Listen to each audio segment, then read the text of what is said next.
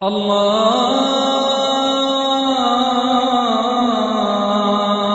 أكبر الله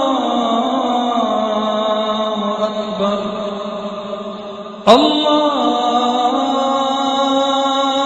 أكبر الله أكبر।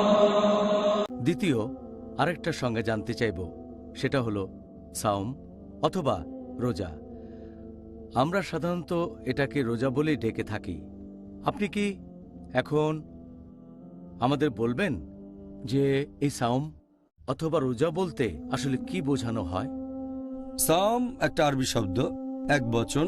সিয়াম হলো বহু বচন। সাওম বা সিয়াম এই শব্দটা এসেছে আরবি শব্দ সামাহ থেকে, যার অর্থ নিজেকে বিরত রাখা, সংযত রাখা সাধারণ জিনিস থেকে। হতে পারে সেটা খাওয়া, পান করা বা কথা বলা।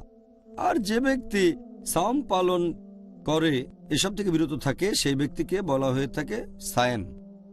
পবিত্র কোরআনে এই শব্দটা আছে সূরা মারিয়াম অধ্যায় নম্বর 19 আয়াত নম্বর 26। ফেরেশতাগণ তখন কথা বলছেন মারিয়াম আলাইহিস সালামের সাথে।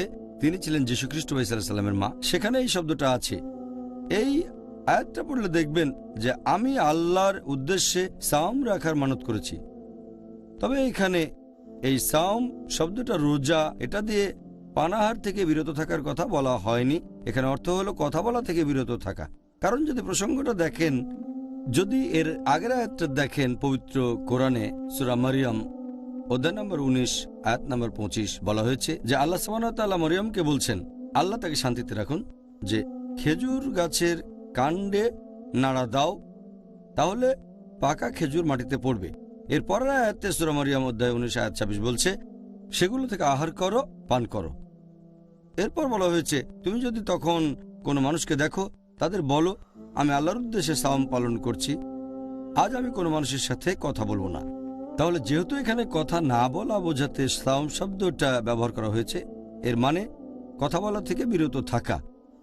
তবে ইসলামিক পরিভাষায় এই সাওম শব্দটা ইসলামিক শরিয়া অনুযায়ী এর মানে যে ব্যক্তি ইবাদতের কাজে নিবেদিত থাকে আর নিয়ত করে সে এটা করে আল্লাহর খাতিরে, আর সেই ব্যক্তি তখন নিজেকে বিরত রাখে খাওয়া দাওয়া, পান করা ইত্যাদি থেকে।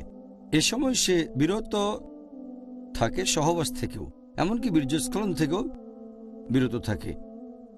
এক কথায় সাওম শব্দের ইসলামিক পরিভাষায় মানে হচ্ছে যে ব্যক্তি রোজা ভাঙার কারণ থেকে বিরত থাকে। রোজা ভাঙার কারণ, যেসব কারণে রোজা ভেঙে যায় সেগুলো খাবার, মুখ দিয়ে নেন বা নাক দিয়ে নেন, অথবা ড্রিঙ্ক, যে কোনো ধরনের ড্রিঙ্ক হতে পারে, পানি, দুধ, ফলের জুস, যে কোনো ড্রিঙ্ক, সেটা মুখ দিয়ে বা নাক দিয়ে খানো, অথবা পুষ্টি গ্রহণ, যে কোনো উৎস থেকে শরীরে পুষ্টি যোগানো। এছাড়াও সে সময় সহবাস থেকে বিরত থাকতে হবে। এক কথায় সাওম মানে পাকস্থলী এবং অন্যান্য অঙ্গের সংযম। এটা হলো ইসলাম অনুযায়ী সাওমের সংজ্ঞা, এবং এটা হচ্ছে মূল সংজ্ঞা। তবে আপনি যদি আরো বিস্তারিত জানতে চান, সাওম মানে শুধুমাত্র খাবার দাবার থেকে বিরত থাকা আর সহবাস থেকেই নয়, এগুলোর কারণে রোজা ভেঙে যায়। এটার আরো একটা মানে খাওয়া দাওয়া আর সহবাস থেকে বিরত থাকার পাশাপাশি সংযম করতে হবে আমাদের জিহ্বার, আমাদের চোখের, আমাদের কানের, অন্যান্য অঙ্গ প্রত্যঙ্গের।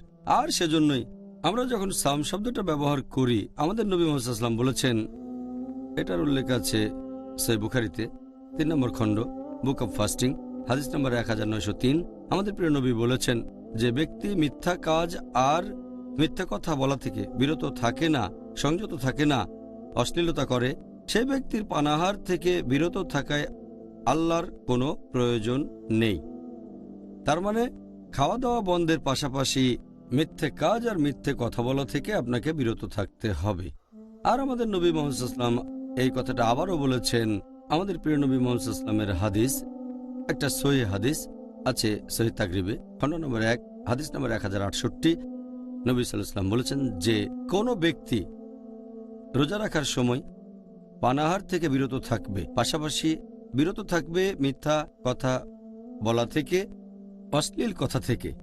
যদি কেউ তার উপর রেগেও যায়, তার সাথে তর্ক করে অথবা ঝগড়াঝাটি করে, সে তখন বলবে আমি রোজা আছি, আমি রোজা আছি। তাহলে আমরা বুঝতে পারছি যখন কেউ রোজা রাখবে তখন সে 3টা কাজ থেকে নিজেকে বিরত রাখবে। 1 নম্বর হচ্ছে পাকস্থলী আর অন্যান্য অঙ্গ প্রত্যঙ্গ। রোজা ভাঙার মতো কাজ থেকে বিরত থাকবে, যেমন খাবার দাবার, পানীয় আর সহবাস। দ্বিতীয়টা অন্যান্য অঙ্গ প্রত্যঙ্গ, জিহ্বা, চোখ, কান, হাত পা, এগুলোর সংযম করতে হবে। জিহ্বার সংযম মানে পেছন থেকে কারো নিন্দা করবে না, কারণ আমি কুৎসা রটাবে না, মিথ্যে কথা বলবে না, অহেতুক গল্পগুজব করবে না, কারণ আমি মিথ্যে কথা রটাবে না, অশ্লীলতা থেকে বিরত থাকবে। এরপর চোখের সংযম মানে সে এমন জিনিসের দিকে তাকাবে না যেগুলোর অনুমতি নেই, যেমন কোনো মহিলাকে দেখলে মাথা নিচু করে নেবে। রোজা রেখে অনইসলামিক সিনেমা দেখবে না, অনইসলামিক ম্যাগাজিন পড়বে না। তারপর কানে সংযম মানে এমন কিছু শোনা থেকে বিরত থাকবে যেগুলো হারাম, যেগুলো নিষিদ্ধ, যেমন মিউজিক শোনা থেকে বিরত থাকা, অনইসলামিক গান বাজনা শোনা থেকে বিরত থাকা। এভাবে শরীরের অন্যান্য অঙ্গ প্রত্যঙ্গ রোজা থাকবে। তৃতীয়টা হচ্ছে রোজা থাকা অবস্থায় মনের সংযম, এমন কাজ থেকে বিরত থাকবে যেগুলো আল্লাহর ইবাদত থেকে দূরে নিয়ে যাবে আপনাকে, ইসলাম থেকে দূরে। এই হলো সাওম শব্দের সামগ্রিকভাবে অর্থটা। সুবহানাল্লাহ, আমি যা ভেবেছিলাম এটা তার চাইতেও আরো অনেক বিস্তারিত। ধন্যবাদ। আল্লাহু আল্লাহু আল্লাহ।